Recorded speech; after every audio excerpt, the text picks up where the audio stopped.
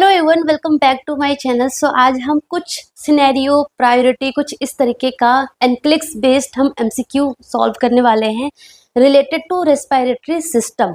Okay, so start with the questions. The first question is, the emergency department nurse is assessing a client who has sustained a blunt injury. Very important. Blunt injury हुई है to the chest wall, which finding indicates the presence of a pneumothorax in this client. ठीक है ना? So blunt injury हुई है तो उन्होंने बोला है कि pneumothorax हो गया, उन्होंने बता दिया pneumothorax हो गया है. So उन्होंने बोला है कि pneumothorax में क्या क्या फाइंडिंग, कौन सी फाइंडिंग देखने को मिलेगा. So low respiratory rate, diminished breath sound, presence of barrel chest, sucking sound at the site of injury. ठीक है. सो देखो, first of all important thing is that कि देखो न्यूमोथोरेक्स जो है बिकॉज ऑफ ब्लंट इंजरी हुई है. सो न्यूमोथोरेक्स एक हमारा क्लोज होता है, एक हमारा ओपन होता है, राइट. सो क्लोज होता है, एक हमारा ओपन होता है. सो क्लोज न्यूमोथोरेक्स कब होगा? Like because of some blunt injury there is close pneumothorax, मतलब कि जो चेस्ट वॉल है ना वो इंटैक्ट रहेगा. बट ओपन न्यूमोथोरेक्स कब बोलते हैं? जब because of some penetrating injury होगी, लाइक कि कुछ गन शॉट इंजरी हो गई, कुछ क्या बोलते हैं नाइफ से इंजरी हो गई. So like there is open, chest wall क्या हो गया? ओपन हो गया. सो इसको बोलेंगे ओपन न्यूमोथोरेक्स. न्यूमोथोरेक्स क्या होता है? There is collection of air in the pleural cavity, है ना. प्लूरल कैविटी में एयर का फिल हो जाना, जिसकी वजह से जो लंग्स है वो कोलैप्स हो सकती है या नहीं भी हो सकती है ना. सो ये होता है न्यूमोथोरेक्स. तो उन्होंने बोला है कि ब्लंट इंजरी हुई मतलब कि क्लोज्ड न्यूमोथोरेक्स हुआ है ना, मतलब कि ब्लंट इंजरी बोला, इट मींस हमारे माइंड में क्या आना चाहिए? क्लोज्ड न्यूमोथोरेक्स हुआ है. तो क्या क्या साइन देखने को मिलता है? सो न्यूमोथोरेक्स में एज यू नो कि न्यूमोथोरेक्स में क्या क्या साइन देखने को मिलता है? लाइक रेस्पिरेटरी रेट तो ऑफ कोर्स इंक्रीज होगा, डिक्रीज नहीं होगा. Low respiratory rate, no. Respiratory rate क्या होगा? इंक्रीज होता है, टेकिपनिया होता है, right. Diminished breath sound, yes it is present. Diminished और एब्सेंट ब्रेथ साउंड होता है, ठीक है. Presence of barrel chest, no. Presence of barrel chest कहाँ पे होता है? सीओपीडी के पेशेंट में. सीओपीडी या फिर एम्फाइसेमा के पेशेंट में क्या होता है? बैरल चेस्ट होता है. सो ये गलत हो गया. A sucking sound at the site of injury, yes sucking sound at the site of injury होता है, बट कहाँ होता है? ओपन न्यूमोथोरेक्स में होता है. कहाँ होता है? ओपन न्यूमोथोरेक्स में होता है. क्लोज न्यूमोथोरेक्स में सकिंग साउंड नहीं होता है, हाइपर रेजोनेंस ऑन परकसन होता है. ठीक है ना, हाइपर रेजोनेंस साउंड होता है एंड डिमिनिश्ड ब्रेथ साउंड होता है, क्योंकि वहाँ पे जो लंग्स है वो कोलैप्स हो जाते हैं. सो डिमिनिश्ड हो गया, फिर एब्सेंट ब्रेथ साउंड होगा, है ना, क्योंकि जो लंग्स है वो प्रॉपर इन्फ्लेट नहीं हो पाता. ठीक है ना. सो आंसर क्या होगा? B. B is the correct answer. A नहीं होगा बिकॉज यहाँ पे उन्होंने लो बोला, हाई इंक्रीज बोलते तो करेक्ट होता. प्रेजेंस ऑफ बैरल चेस्ट जो कि बिल्कुल ही गलत है. सकिंग साउंड ओपन न्यूमोथोरेक्स में होगा. तो आंसर क्या होगा? बी हो गया. आई बस में इस तरीके का एमसीक्यू ऐसे करना है. उसके बाद one more important thing I want to tell you there that tension pneumothorax, अगर किसी पेशेंट को टेंशन न्यूमोथोरेक्स होगा तो क्या मैनेजमेंट होता है?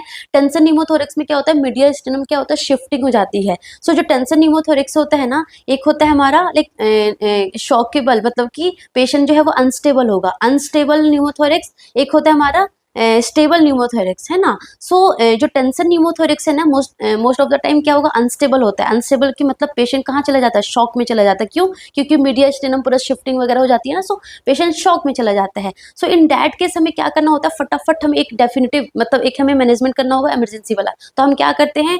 हम डालते हैं निडल. हम थोरैकोटोमी हम निडल डालते हैं. निडल डालते हैं कहाँ डालते हैं?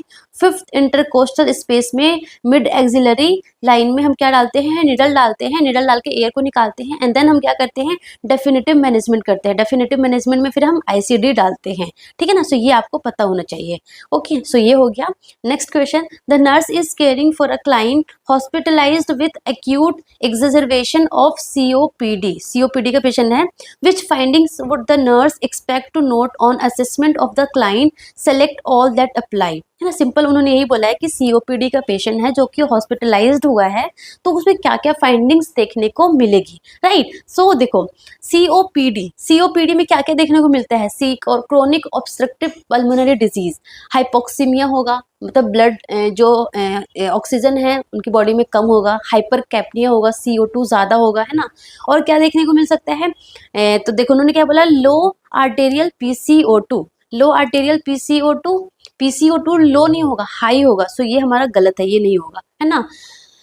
Hyper inflated chest noted on the chest x-ray, it is correct. COPD का जो पेशेंट होता है, अगर आप चेस्ट एक्सरे देखोगे तो जो लंग्स है वो हाइपर इन्फ्लेटेड होगा और जो डायफ्राम है वो फ्लैट होगा, ठीक है ना। Decrease oxygen saturation with mild exercise, correct है ना। इनफैक्ट पेशेंट को डिस्पनिया भी होता है, like on mild exertion, mild से थोड़ा सा कुछ काम कर लेगा सो डिस्पनिया होने लगता है, या फिर कभी कभी रेस्ट पे भी डिस्पनिया होने लग जाता है, सो ये इंपॉर्टेंट है। Widen diaphragm noted on the chest x-ray, widen नहीं होता, इट्स फ्लैट होता है, सो ये भी गलत हो गया। Pulmonary function test that demonstrate increased vital capacity, बिल्कुल गलत है। पीएफटी क्या बताता है, डिक्रीज वाइटल कैपेसिटी, जो वाइटल कैपेसिटी है वो क्या हो जाती है, कम हो जाती है, सो ये भी गलत है। सो आंसर क्या होगा, hyper inflated chest noted on the chest x-ray, correct. Decrease oxygen saturation with mild exercise, correct. So 2, 3 is the correct answer, ठीक है। The nurse instruct a client to use the purse lip method of breathing, पता है आपको purse lip method of breathing, ये like gynaec ward में भी बोलते हैं ना, लेबर रूम में भी बोलते हैं मदर को, जो ड्यूरिंग लेबर है ना, during labour time. And evaluates the teaching by asking the client about the purpose of this of breathing, ठीक है।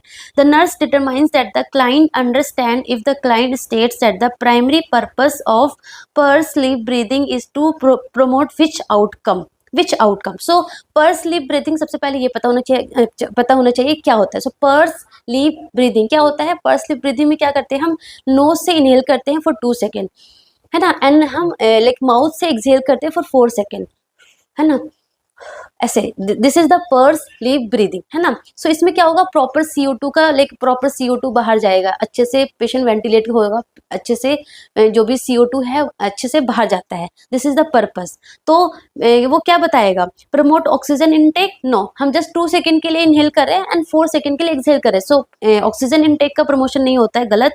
स्ट्रेंथन द डायफ्राम, बिल्कुल गलत, ये पर्स लिप मेथड से कोई भी लाइक डायफ्राम या फिर इंटरकोस्टल मसल में स्ट्रेंथनिंग नहीं होती है। प्रमोट CO2 एलिमिनेशन, यस, क्योंकि हम 2 सेकेंड के लिए इनहेल करते हैं, 4 सेकेंड के लिए हम क्या करते हैं, एक्सहेल करते हैं माउथ से, so it promote the CO2 elimination, correct, ठीक है। तो आंसर क्या होगा, 4 इज द करेक्ट आंसर। उसके बाद next question, the nurse is preparing a list of home care instructions for a client who has been hospitalised and treated for tuberculosis, TB हो रखा है, ठीक है। Which instruction should the nurse include on the list, select all that apply, ठीक है। Activities should be resume gradually, बिल्कुल correct, क्योंकि हम जो TB का जो पेशेंट होता है उसमें हम जो ट्रीटमेंट बोलते हैं लाइक अप्रॉक्स 8 to 12 मंथ तक, लाइक 1 साल तक ट्रीटमेंट चलता रहता है।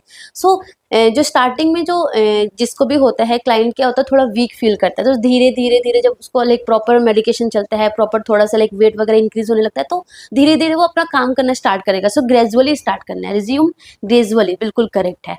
Avoid contact with other individuals except family members for at least 6 month, बिल्कुल गलत। क्यों, अगर देखो हमने TB का ट्रीटमेंट स्टार्ट करते हैं, so after just 2 to 3 to 4 week में जो एक्टिव इन्फेक्शन है ना वो खत्म हो जाता है, सो वो सबसे मिल सकता है ना, प्रॉपर लाइक मास्क वगैरह पहन के सबसे मिल सकता है, सो ये बिल्कुल गलत है।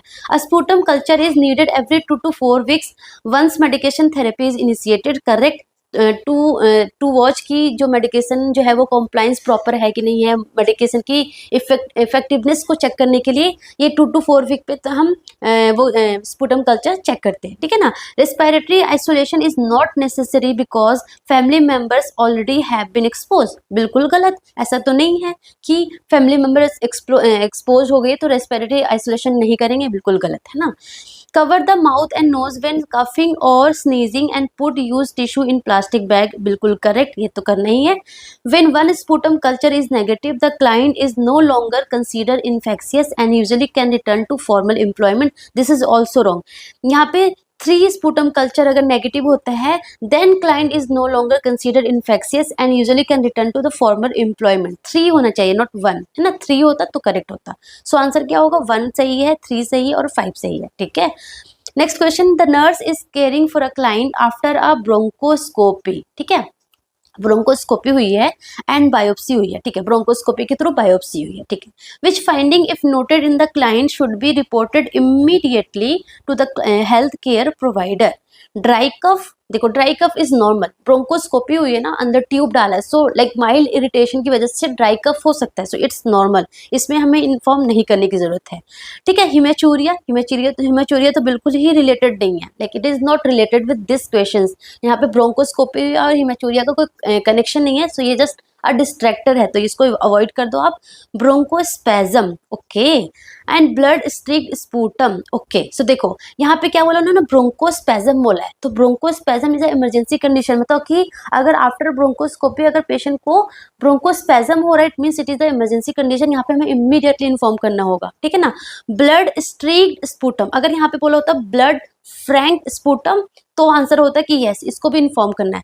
मतलब जस्ट आफ्टर ब्रोंकोस्कोपी हल्का सा थोड़ा बहुत ब्लड स्ट्रीक, मतलब स्ट्रीक या फिर टिंज्ड बोल दो आप, टिंज्ड बोल दो या फिर स्ट्रिक्ट बोल दो, ऐसा स्पूटम होगा दैट्स नॉर्मल कि हल्का फुल्का तो ब्लड आ सकता है। बट अगर फ्रैंक ब्लड होगा इट मीन्स कि वहाँ पे ब्लीडिंग हो रही है ना। सो ये इंपॉर्टेंट है। सो अगर साइनोसिस हो गया, अगर साइनोसिस हो गया है ना, क्लाइंट को अगर जिसको ब्रोंकोस्कोपी है उसको अगर साइनोसिस हो रहा है ना, डिस्पनिया हो रहा है, ठीक है ना, ब्रोंकोस्पेजम हो रहा है, स्ट्राइडर हो रहा है, सो ये सारे ऐसा कुछ कंडीशन होगा तो हमें इमीडिएटली हमें क्या करना होता है, इन्फॉर्म करना होता है। हीमोपेटाइसिस हो रहा है ना, हीमोपेटाइसिस हो रहा है, सो ये सारा कंडीशन में हमें क्या करना है, इन्फॉर्म करना है। इनफैक्ट लाइक हाइपोटेंशन, टैकीकार्डिया, ये सब भी हो रहा है तो हमें इन्फॉर्म करना होगा, ठीक है ना। सो आंसर क्या होगा, 3 इज द करेक्ट आंसर।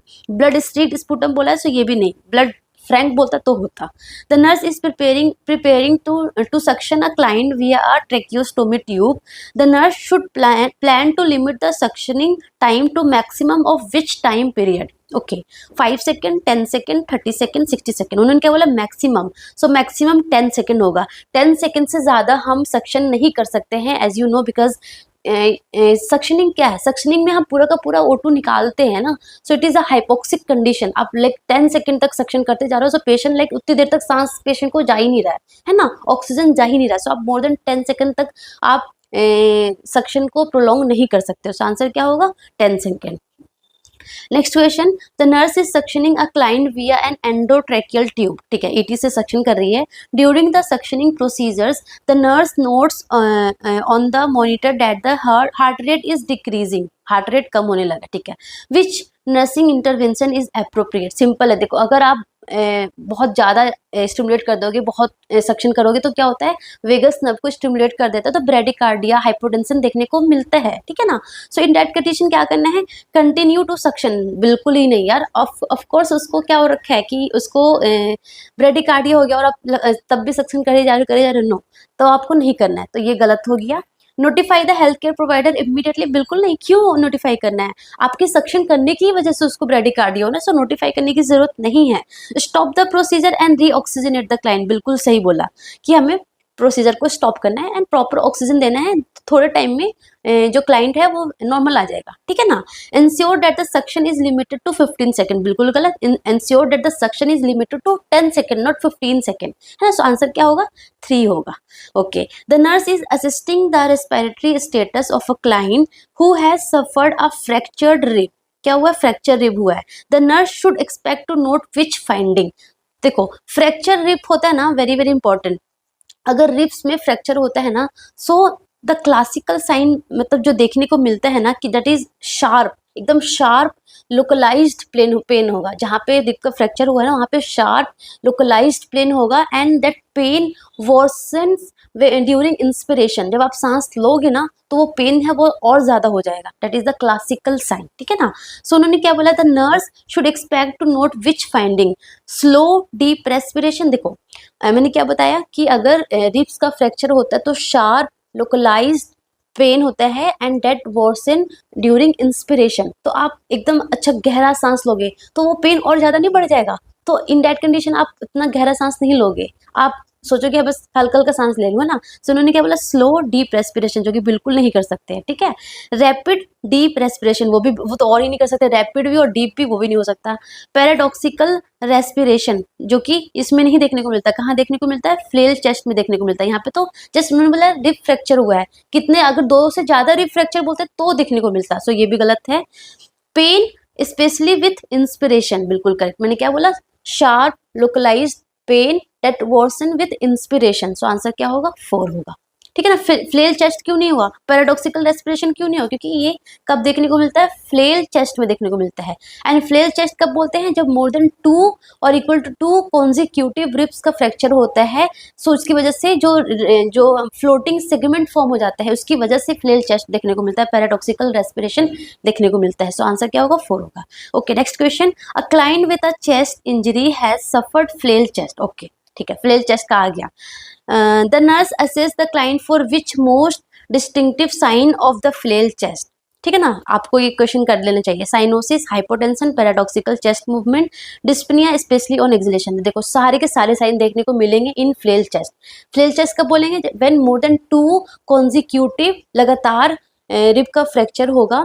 सो इसकी वजह से क्या होगा, फ्लोटिंग सेगमेंट फॉर्म हो जाएगा। ठीक है ना, सो उसकी वजह से एक क्लासिकल साइन देखने को मिलता है, that is known as paradoxical respiration. क्या होता है, जब आप इनहेल करते हो ना, जब आप इंस्पिरेशन करते हो तो क्या होता है, हमारा जो चेस्ट वॉल है वो क्या होता है, राइज होता है। एंड जब हम एक्सपायर करते हैं, एक्सपिरेशन करते हैं तो क्या होता है, डिक्रीज होता है ना। बट यहाँ पे ऑपोजिट होगा। यहाँ पे जब आप इंस्पिरेशन करोगे ना तो वो अंदर जाएगा, आप जब एक्सपायरेशन करोगे तो वो बाहर आएगा। दैट इज अ पैराडॉक्स होगा। सो ये क्या होगा, फ्लेल चेस्ट में देखने को मिलता है paradoxical respiration. So answer is 3। Okay, a client has been admitted with chest trauma after a motor vehicle crash and has undergone subsequent intubation. ठीक है, इंट्यूबेशन में चला हो गया उसको। The nurse check the client when the high pressure alarm on the ventilator sound and notes that the client has absence of breath sound in the right upper lobe of the lungs. The nurse immediately assess for other sign of which condition। तो इन्होंने simple इस questions में क्या पूछा है कि एक patient को चेस्ट ट्रॉमा हुआ जिसकी वजह से उसको इंट्यूबेट कर दिया। सो आफ्टर इंट्यूबेशन क्या हो रहा है कि जो वेंटिलेटर में क्या आ रहा है, हाई प्रेशर अलार्म आ रहा है। ठीक है, एंड जब ऑस्कल्टेट किया तो क्या दिख रहा है कि राइट साइड में कोई भी साउंड नहीं हो रहा, absence of breath sound on the right side. तो क्या हो सकता है, आप क्या असेस करोगे immediately, right pneumothorax, pulmonary embolism, displace endotracheal tube, acute respiratory distress syndrome. So देखो मैंने क्या बताया था भाई, न्यूमोथोरेक्स में भी क्या होता है, डिमिनिश्ड और अब्सेंट ब्रेथ साउंड। तो एक तो ये हो सकता है, या तो 1 हो सकता है। पल्मोनरी एम्बोलिज्म में ये नहीं होता, और एक्यूट ARDS में भी अब्सेंट ब्रेथ साउंड वगैरह नहीं होता है। सो 2 और 4 एक्सक्लूड हो गया, या तो आंसर 1 होगा या तो आंसर 4 होगा। ठीक है ना, अगर ET ट्यूब डिस्प्लेस होने की वजह से भी होता है, आगे बताऊंगी मैं, हाई प्रेशर अलार्म। तो देखो बट यहाँ पे उन्होंने क्या बोला कि वेंटिलेटर में हाई प्रेशर अलार्म आ रहा है ना। सो वेंटिलेटर में हाई प्रेशर अलार्म आ रहा है, उन्होंने वेंटिलेटर वाला वर्ड बोल दिया। अगर वो वेंटिलेटर वाला वर्ड नहीं बोलते तो यहाँ पे आंसर होता राइट न्यूमोथोरेक्स। बट उन्होंने बोला कि वेंटिलेटर में हाई प्रेशर अलार्म आ रहा है, तो हो सकता है जो एंडोट्रेकियल ट्यूब है, वो जो हमारा जो एंडोट्रेकियल ट्यूब जो है, जैसे कि ये हमारा ट्रैकिया हो गया एंड ये हमारा राइट एंड लेफ्ट ब्रोंकस हो गया। ठीक है ना, सो मे भी हो सकता है कि वो क्राइना पे होना चाहिए ना हमारा ET ट्यूब, क्राइना की जगह वो कहाँ पे आ गया होगा, किसी एक लंग्स में, किसी एक ब्रोंकस में आके स्टक हो गया होगा, है ना। सो इस वाले लंग्स में, यहाँ पे जो लंग्स होगा, यहाँ पे ब्रेथ सुन क्या होगा, अब्सेंट हो जाएगा। एंड यहाँ पे आके या फिर वो ब्रोंकस पे आके ऐसे लाइक ऑब्स्ट्रक्ट हो गया होगा, तो इस वजह से हाई प्रेशर अलार्म आ सकता है। मतलब कि जो ET ट्यूब है ना, वो डिस्प्लेस होने की वजह से हो गया। तो यहाँ पे क्या होगा, answer 3, due to displacement of ET tube, है ना। So one more important thing यहाँ से बहुत बार आ रखा है, हाई प्रेशर अलार्म और लो प्रेशर अलार्म कब आता है। सो हाई प्रेशर मतलब प्रेशर ज्यादा है, तो प्रेशर ज्यादा कब होता है, जब कहीं पे रेजिस्टेंस होगा। तो हाई प्रेशर अलार्म वेंटिलेटर में कब आता है, जब वेंटिलेटर की सेटिंग में, लाइक वेंटिलेटर से लेके पेशेंट तक में अगर कोई क्या बोलते हैं, रेजिस्टेंस होगा, है ना। पेशेंट से लेके वेंटिलेटर तक के बीच में अगर कहीं पे रेजिस्टेंस होगा तो हाई प्रेशर अलार्म आएगा। कब कब आ सकता है, अगर पेशेंट का सिक्रीशन भरा हुआ है ET ट्यूब में, उसकी वजह से, है ना। अगर पेशेंट कफ कर रहा है, पेशेंट को ET लगा हुआ और पेशेंट कफ कर रहा है, सो आ सकता है। अगर पेशेंट ट्यूब बाइट कर रहा है, ET ट्यूब को बाइट कर रहा है, तो भी हाई प्रेशर अलार्म आता है। अगर वीजिंग हो या फिर ब्रोंकोस्पैज्म हो, मतलब कि जो हमारा क्या बोलते हैं, जो एयरवे है वो क्या हो गया है, कंस्ट्रिक्ट हो गया है ना, तो इन दैट केस भी क्या होगा, हाई प्रेशर अलार्म होगा। मतलब कि जगह कम हो गई ना, तो एयर एकदम जो हमारा वेंटिलेशन से जो एयर जा रहा है वो एकदम प्रेशर से जा रहा है, इसलिए हाई प्रेशर अलार्म होगा, ठीक है। स्टिफ लंग, लंग का जो कॉम्प्लायंस है वो कम हो गया, सो स्टिफ लंग हो गया तो उसमें भी हाई प्रेशर अलार्म होता है। एंड वेरी इंपॉर्टेंट, अगर जो वेंटिलेटर की जो ट्यूबिंग अगर किंक हो रखी है या फिर कंप्रेस हो रखी है, सो इन दैट केस, एंड अगर ट्यूबिंग के अंदर अगर वाटर हो, मतलब जो वेंटिलेटर जो ट्यूबिंग होती है ना उसमें अगर वाटर हो, क्योंकि ह्यूमिडिफायर से ह्यूमिडिफायर बॉटल लगा होता है ना, सो ये ह्यूमिडिफाई होगी, वेपराइज होगी, यहाँ पे वाटर जम गया होगा तो उसकी वजह से, या फिर डिस्प्लेस ईटी ट्यूब अगेंस्ट कराइना और ब्रोंकस, सो उसकी वजह से हाई प्रेशर अलार्म देखने को मिलता है, ठीक है। लो प्रेशर अलार्म कब देखने को मिलता है? अगर कफ में लीकेज हो, है ना, मतलब ईटी, आपने सुना ना एंडोट्रेकियल ट्यूब, कफ, एंडोट्रेकियल ट्यूब और अनकफ, सो अगर कफ में लीकेज हो या फिर पेशेंट का डिस्कनेक्शन हो, पेशेंट का ईटी ट्यूब से डिस्कनेक्शन हो गया होगा, वेंटिलेटर हट गया होगा, या फिर लीकेज इन वेंटिलेटर सर्किट, सो इन 3 केसेस में लो प्रेशर अलार्म आता है ना, ये याद करना, ये आता है एग्जाम में, ठीक है। उसके बाद next question is, the nurse is assessing a client with multiple trauma who is at risk for developing acute respiratory distress syndrome, the nurse should assess for which earliest sign of acute respiratory distress syndrome. मतलब basically उन्होंने यही पूछा है कि ARDS का patient है ना, multiple trauma है, मतलब मल्टीपल ट्रॉमा हुई eight risk for ARDS, so ARDS में सबसे पहला लाइक अर्लीस्ट साइन क्या देखने को मिलेगा? सो देखो, ARDS में बायलेटरल विजिंग तो नहीं होता, क्रैकल्स देखने को मिलता है, क्रैकल ऑस्कल्टेट होता है, ठीक है ना, देखने को नहीं, ऑस्कल्टेट होता है, इंस्पायरेटरी क्रैकल्स होता है, सही बात है, इंटरकोस्टल रिट्रैक्शन भी होता है, सही बात है, इंक्रीज रेस्पिरेटरी रेट होता है, ये भी सही बात है, मतलब 1 को छोड़ के सब कुछ है, बट उन्होंने क्या बोला, उन्होंने बोला अर्लीस्ट साइन क्या है, सो अर्लीस्ट साइन क्या है? अर्लीस्ट साइन होता है हमारा tachypnoea, tachypnoea is the earliest sign, and tachypnoea को क्या बोलते हैं? इंक्रीज रेस्पिरेटरी रेट, तो आंसर क्या होगा? 4 होगा, ठीक है। Next question, the nurse is discussing the technique of chest physiotherapy and postural drainage, ठीक है, to a client having expectoration problem because of chronic thick tenacious mucus production in the lower airway. The nurse explained that after the client is positioned for postural drainage, the nurse will perform which action to help in loosening the secretion. Postural drainage सबको पता है कि different position देना, so that by gravity जो secretion है वो pull out हो जाए, ठीक है ना। सो पहले हम पोस्चरल ड्रेनेज करते हैं, उसके बाद हम क्या करेंगे? पेल्पेशन एंड क्लबिंग, बिल्कुल गलत, क्लबिंग आपको पता है this is a different thing, यहाँ पे क्लबिंग क्यों करेंगे हम, है ना।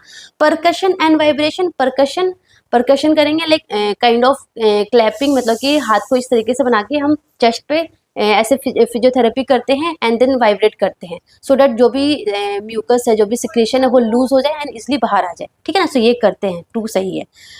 Hyper oxygenate and suctioning, so hyper oxygenation से सिक्रेशन का लूजनिंग में कोई लेना देना नहीं है, ठीक है ना। सक्शनिंग कब करेंगे? जब वो सिक्रेशन जो है प्रॉपर लूज हो जाएगा तब प्रॉपर सक्शनिंग होगी, सो ये भी बिल्कुल गलत है। Administer a bronchodilator and monitor peak flow, ठीक है, उन्होंने क्या बोला कि हमने पेशेंट को क्या बोला है? पोस्चरल ड्रेनेज किया, उसके बाद हम क्या करेंगे? ब्रोंकोडायलेटर देने के बाद, मतलब अगर उन्होंने कुछ और बोला होता तब ब्रोंकोडायलेटर होता, यहाँ पे क्या बोला है उन्होंने? पोस्चरल ड्रेनेज करेंगे एंड उसके बाद कौन सा नेक्स्ट एक्शन करेंगे? To help the loosen the secretion. So bronchodilator तो चलो पहले हमने पेशेंट को ब्रोंकोडायलेटर दे दिया, देन पोस्चरल ड्रेनेज किया, देन उसके बाद हम क्या करेंगे? परकसन और वाइब्रेशन करेंगे। सो आंसर क्या होगा? 2 is the correct answer, not 4 नहीं होगा यहाँ पे। आइए बस समझिए, क्योंकि उन्होंने क्या बोला है? The nurse explain that after the client is position for postural drainage, the nurse will perform which action to help the loosen secretion, है ना। पोस्चरल ड्रेनेज देने के बाद आप पेशेंट को ब्रोंकोडायलेटर नहीं दे सकते हो, है ना। एंड ब्रोंकोडायलेटर का कोई लेना देना नहीं है, हमें क्या करना है? यहाँ पे सिक्रीशन को लूज करने के लिए बोला उन्होंने, है ना। सो आंसर क्या होगा? परकसन एंड वाइब्रेशन, ठीक है। Next question, the nurse has conducted discharge teaching with her client diagnosed with tuberculosis who has been receiving medication for 2 weeks. The nurse determines that the client has understood the information if the client makes which statement? I need to continue, simple आपको question समझ में आ गया है ना, ठीक है। उन्होंने basically क्या बोला है कि डिस्चार्ज टीचिंग दे रही है for TB patient for 2 week, उसको medication who has been receiving medication for 2 week. The nurse determines that the client has understood the information if the client make which statement, कि हाँ client उसकी बातें समझ गया, अगर वो कौन सी बातें बोलेगा तो I need to continue medication therapy for 1 month, बिल्कुल गलत। आपको पता है टीबी पेशेंट के लिए लाइक 6 to 8 to 12 मंथ तक मेडिकेशन चलती है, 1 मंथ के लिए नहीं चलती है, सो ये गलत बोला उन्होंने। I can't stop I can't shop at the mall for next 6 month, बिल्कुल गलत है, ऐसा कुछ नहीं है। अगर आपका 3 कल्चर जो है नेगेटिव आ जाएगा तो आप कर सकते हो। इनफैक्ट आप N95 मास्क लगा के प्रॉपर कर सकते हो ना, ऐसा नहीं कि आप मॉल ही नहीं जा सकते हो, तो ये गलत है। I can return to work if a sputum culture comes back negative, ठीक है, उन्होंने सही बोला है, बट कितना sputum, like 1 sputum 2 sputum, so 3 sputum culture अगर नेगेटिव आएगा तब बोलता नेगेटिव, तब बोलता तो आंसर सही होता, सो ये भी गलत हो जाएगा। I should not be contagious after 2 to 3 weeks of medication therapy, जो कि बिल्कुल सही है। जैसे ही टीबी की मेडिकेशन स्टार्ट होती है आफ्टर 2 to 3 to 4 वीक के बाद जो पेशेंट है वो लाइक उसका जो एक्टिव टीबी है जो लोगों को फैला सकता है वो खत्म हो जाता है ना, कॉन्टेजियस वाला जो चीज़ है वो खत्म हो जाती है।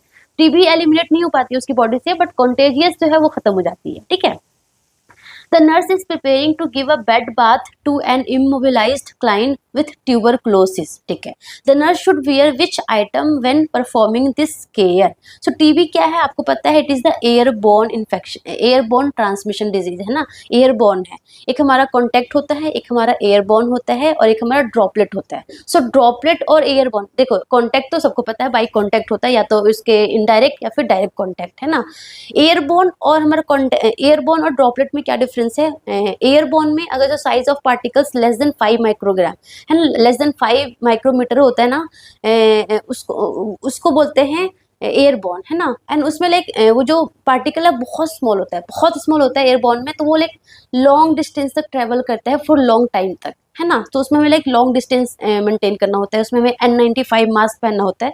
एंड जो ड्रॉपलेट होता है ना, ड्रॉपलेट पे जो साइज ऑफ पार्टिकल्स है वो थोड़ी सी बड़ी होती है, तो वो जल्दी से फ्लोर पे क्या होता है सस्पेंड हो जाता है, तो लाइक जस्ट 1 मीटर का जो डिस्टेंस रखोगे आप तो इनफ है, ठीक है ना। सो इन टीबी पेशेंट आपको पता है एयरबोर्न जो हमारा ट्रांसमिशन होता है उसमें हमें N95 तो सबसे ज़्यादा मस्ट है ना, और उसके लिए एक आइसोलेशन रूम भी होना चाहिए, ठीक है ना, जहाँ पे नेगेटिव प्रेशर हो, ठीक है ना। सो सर्जिकल मास्क एंड ग्लव्स, ठीक है ना, सर्जिकल मास्क एंड ग्लव्स, तो सर्जिकल मास्क नहीं चलेगा, यहाँ पे कौन सा मास्क चलेगा, N95 मास्क चलेगा, तो ये गलत हो गया।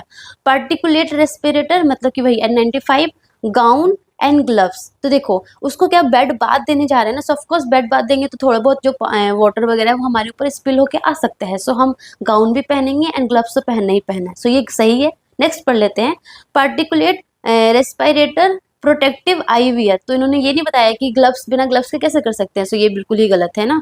Surgical mask, gown and protective IVR बिल्कुल गलत है, सर्जिकल मास्क नहीं चलेगा, क्या चलेगा, N95 मास्क चलेगा, सो आंसर क्या होगा 2 होगा, ठीक है। अ client has experience pulmonary embolism, the nurse should assess for which symptoms which is most commonly reported, ठीक है ना, हॉट फ्लश फीलिंग। सो देखो पल्मोनरी एम्बोलिज्म ना पता है आपको, डीवीटी अगर होता है किसी पेशेंट को, वो जो क्लॉट्स है वो आके अगर हमारे लंग्स में आके स्टक हो जाएगा तो पल्मोनरी एम्बोलिज्म होता है। तो पल्मोनरी एम्बोलिज्म में क्या होता है, सडन एकदम चेस्ट पेन होगा, सडन प्लूराइटिक चेस्ट पेन होता है, डिस्पनिया होगा, साइनोसिस होगा, टेकिकार्डिया होगा, टेकिपनिया होगा, ये सब कुछ देखने को मिलेगा, but the most important sign is the sudden chest pain होगा पेशेंट को, ठीक है ना। So which is the most commonly reported, hot flushed feeling गलत है, सडन चिल्स एंड फीवर जो कि बिल्कुल गलत है, chest pain that occurs suddenly बिल्कुल सही, dyspnea when deep breath are taken ये गलत है, डिस्पनिया होगा, साइनोसिस होगा, शॉर्टनेस ऑफ ब्रेथ होगा, टेकिकार्डिया होगा, टेकिपनी होगा, सब कुछ होगा, but chest pain that occurs suddenly that is the most important sign, ठीक है ना। सो आंसर क्या होगा 3 होगा। Next question, a client who is HIV virus positive has had a tuberculin test, ठीक है, पता है ना ट्यूबरक्यूलिन टेस्ट।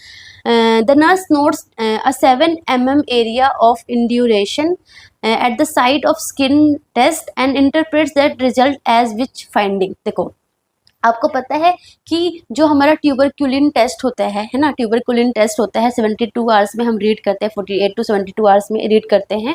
सो उसमें लाइक 5 mm 7 mm है ना, अलग अलग रीडिंग होती है। सो लाइक नॉर्मल इंसान में अगर more than equals to 10 mm होती है तो उसको हम पॉजिटिव मानते हैं, बट अगर कोई इम्यूनोसप्रेसिव पेशेंट है, जिसको इम्यूनोसप्रेसिव कोई ड्रग्स चल रही है या फिर कोई HIV का पेशेंट है, तो उसमें अगर मोर देन और इक्वल टू 5 mm भी होता है तो उसको हम क्या मानते हैं, पॉजिटिव मानते हैं, ठीक है ना। सो HIV का पेशेंट है मतलब इम्यूनोसप्रेसिव है, HIV है, तो उसमें 7 है तो उसको क्या बोलेंगे, पॉजिटिव है, तो आंसर क्या होगा, पॉजिटिव, ठीक है, पॉजिटिव आंसर होगा। A client with acute immunodeficiency syndrome AIDS has histoplasmosis, ठीक है, the nurse should assess the client for which expected finding. So histoplasmosis क्या होता है? It is a fungal infection of the lungs. So fungal infection of the lungs है तो क्या finding देखने को मिलेगा? Dyspnea, headache, weight gain, hypothermia. So देखो fungal infection of the lungs, so lungs से रिलेटेड प्रॉब्लम होगा तो of course dyspnea, shortness of breath, tachycardia, tachypnea वगैरह होगा ही होगा. सो आंसर क्या होगा? आंसर होगा हमारा डिस्पनिया, है ना. Dyspnoea is the correct answer. Hypothermia तो होगा नहीं, हाइपरथर्मिया होगा. Weight gain is not related with this, और हेडेक भी नहीं होगा. सो आंसर क्या होगा? वैसे भी वन ही होगा. ठीक है. The nurse is giving discharge instructions to a client with pulmonary sarcoidosis. Pulmonary sarcoidosis, pulmonary sarcoidosis कैसा डिजीज है? It is a granulomatous inflammatory disease of the lungs. ठीक है ना. The nurse in concludes that the client understand the information if the client indicates to report which early sign of exacerbation, which early sign.